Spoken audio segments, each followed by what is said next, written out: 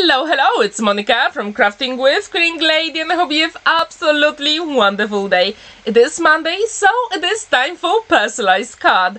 I'm going to show you how to create pencil-shaped card with a beautiful orchid plant.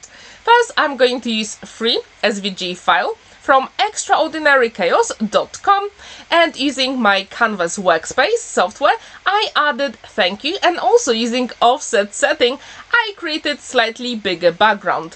And this is very nice if you want to create shaped cards. It is super simple. So I use free SVG file from Sarah Christie, and I left the link in the description down below if you want to check her website. She's got lots of amazing SVG files, and you can personalize all your projects with all those amazing files. Now, as you can see, I use my one and only liquid glue, magic glue, to put those two elements together, and using my alcohol markers from the works, I'm going to color in my pencil-shaped card. And these alcohol markers were on sale a couple of months ago, and I bought them for $7.50. Which is absolutely bargain, especially for alcohol markers. And I really like to use them because they really give me that nice bright colors. And whenever you use any alcohol markers, it doesn't matter what card you use. In this case, I'm using 300 GSM multi-purpose card, but they will bleed through anyway. But I'll show you a trick how to hide it. And if you haven't seen my shaped cards with birthday cakes, the link is in the top right corner. And again, I use my ScanNCut machine to create all those shaped cards. Now it is time to color in other elements of a pencil, and to be honest, it is super quick. And if you wonder how to create a personalized gift for someone that works in a school, maybe this video will inspire you to do so. As you can see, for the tip of my pencil, I decided to use some pink colors. So I've got some darker and lighter, and I think that will give my pencil a little bit more variation. Now it is time to add a little bit of grey, because why not? I really think that when you use so many different colors, actually grey color puts all the elements together. Now I'm going to use the same top layer, as you can see here, and now I'm going to hide all those lines that we colored in. So if you ever create a shaped card, just use two top layers, and it really makes a difference, because this way your project will be super neat and professionally finished. So now I'm going to use again my one and only liquid glue, magic glue, and I'm going to assemble the panels together. And as I said before, whenever you use any alcohol markers, they really bleed through. So there is always a way how to do it. So using my ScanNCut machine, I cut the background panel 3 times, and you will see that later on. Now, using some rainbow colors, I decided to color in the letters from thank you, and I think that will give my card a little bit more interest and dimension. And I do wonder, how often do you use rainbow colors in your projects? Please let me know. I think this is very amazing for literally any project. I absolutely love going with ombre colors, or let's say analog colors. So in this case, yes, we do have rainbow. And the white and grey, I think that actually puts all the elements together, and I like it so far. And to be honest, this card is for a friend of mine who works with me. She is a true angel, so I really wanted to show her that I appreciate every single thing she does in our school. She is amazing, and I do think that thank you cards should be given more often, because sometimes people don't really feel appreciated, and this way we can show them that we actually value what they do for us. So now, using darker grey, I'm actually coloring the top layer, and at this point I use chisel nib, but don't try not to go over the background panel, because I just wanted to cover the top layer. And to be honest, it is very easy, because at this point we do have 2 layers, so dimension, it is pretty easy to spot when you create all those elements. And I think this grey against the rainbow and yellow really makes a difference. And I do wonder if you have ever made any cards or projects for anyone that works at school. Please let me know what shape was it. Maybe it was a pen or pencil, or maybe something else. Now I'm going to stamp an orchid using my Memento black ink, and this stamp is from my stash. I use the orchid because in our school that's what is the name of our class. So we actually have orchid plant in our room, and it is very similar to the one that's here with all those pinks.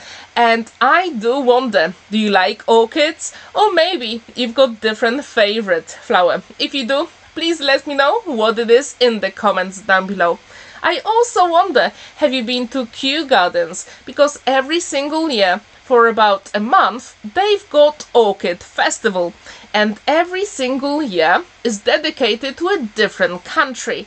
This year it was Costa Rica, and I do wonder what country will be chosen for the next Orchid Festival. It's really amazing because you can see lots of beautiful orchids put in beautiful plant sculptures, and to be honest, it is amazing experience. So I really can't wait for the next Orchid Festival. As you can see, I'm using pinks in this case, and to be honest, I absolutely loved how the stamped orchid turned out. But I thought, like, if you look closely at all the orchids, they do have some spots and lines, and to add those elements it would be tricky using just alcohol markers, because sometimes they can like blend together. So I thought, let's have a think, how can I add more details? And at this point I thought I cannot use any water-based products. I mean like watercolor pencils or watercolor markers. Maybe that would work. To be honest, I'm not really sure. But I decided to use my paint markers from Polska, and I think that was the good choice, because I'm going to add those small details. But first we need to cut out our orchid. As you can see, I'm using my scissors. I absolutely love fussy cutting, and to be honest, with my new ScanNCut machine I do miss fussy cutting a little bit, so that's why I decided to do it here. And I left tiny white border because I like that look in all those elements. So when this is ready, I'm going to use my acrylic markers from Polska, and I do wonder, how often do you use acrylic markers in your card making? If you do use it, please let me know how do you do it, because I'm really curious how can I stretch them in my projects. So when this is ready, our card will be nearly complete. And what I really like about personalized cards, you can actually turn them into shaped cards, and this is my totally favorite thing to do. Now you can see my background panel, and I'm going to attach it again. So this way we are going to hide all those bled through alcohol markers. Super simple solution for a beautiful and professionally finished card.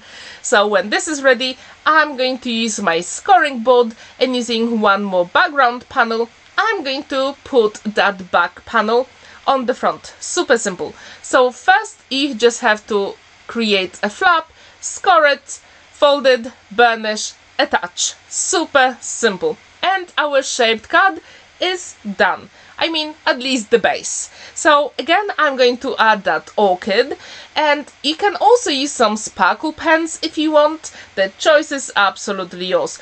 And at this point I thought, if you make the project for a teacher, maybe you can put some books or other things that they actually teach. So any, like, I don't know, maps if it's a geography teacher, for history maybe some dates.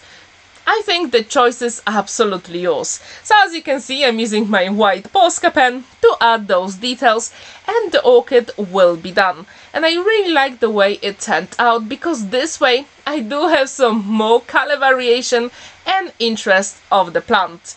And I'm going to attach it with my one and only liquid glue, and the card will be complete. And I do wonder, how often do you use flowers in your cards?